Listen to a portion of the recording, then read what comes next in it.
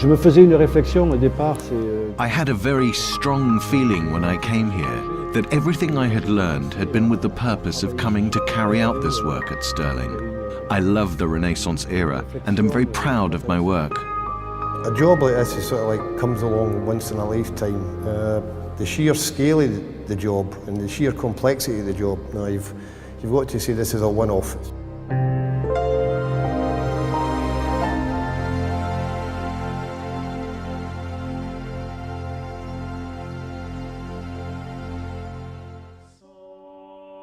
An ambitious new project by Historic Scotland is refurbishing the Renaissance Palace at the heart of Stirling Castle. Stirling Castle was a key residence of Scotland's kings and queens. King James V and his French Queen Mary of Guise built the palace as a place of luxury where they would hold court. It was a Renaissance masterpiece that reflected the alliance between Scotland and France. Mary of Guise employed a French painter named Pierre Quesnel, who may have been involved in the decoration of the Stirling Palace. Artists from Scotland and France are renewing this old alliance by recreating the painted decoration inside the palace.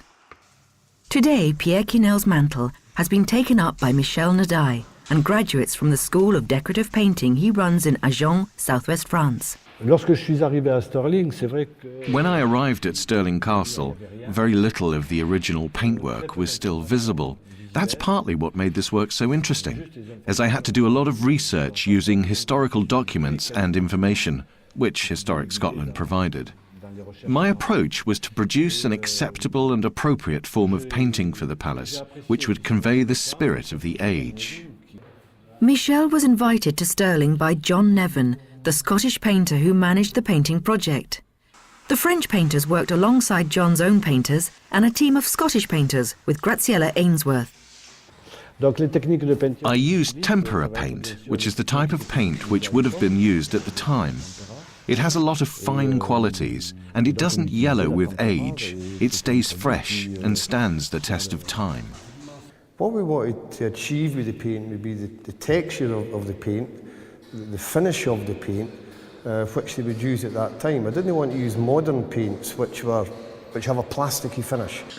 Beneath the palace, there is a special room packed with the ingredients needed to make any colour you could wish for, using many of the same ingredients as in the 16th century. There are dozens of pigments, including lampblack, vermilion and ultramarine.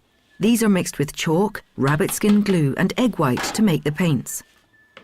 The way of painting and the paint used had to have certain qualities. The paint had to convey a kind of freshness without being too clean or modern. I also had to be careful to make sure that the painting wasn't perfect.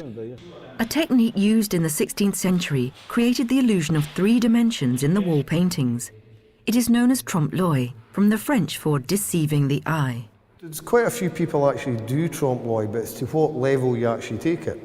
And I reckon Michel's one of the best at it. So that's why we got Michel in. Coming to Stirling, I immersed myself into that era. That was an extraordinary challenge. I no longer thought like a 20th century painter. I thought like a 16th century painter. As well as the new designs that Michel's team created, the Scottish painters also had to return the colour to the Stirling heads. The Stirling heads are a unique set of carved wooden roundels, which once looked down on the King's presence chamber. They are one of the only parts of the original decorative scheme to survive.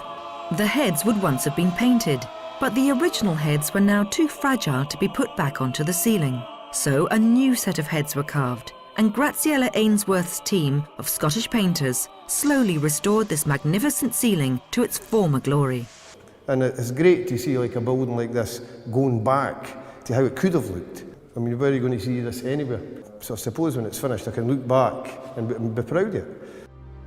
When the palace reopens in 2011, visitors will be able to step back in time and witness the splendour of Stirling Castle's royal apartments.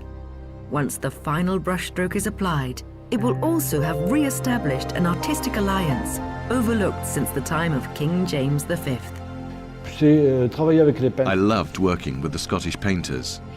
I have loved discovering Scotland, not just for the work I've done here, but also the culture and the country. I feel very emotional when I speak about it.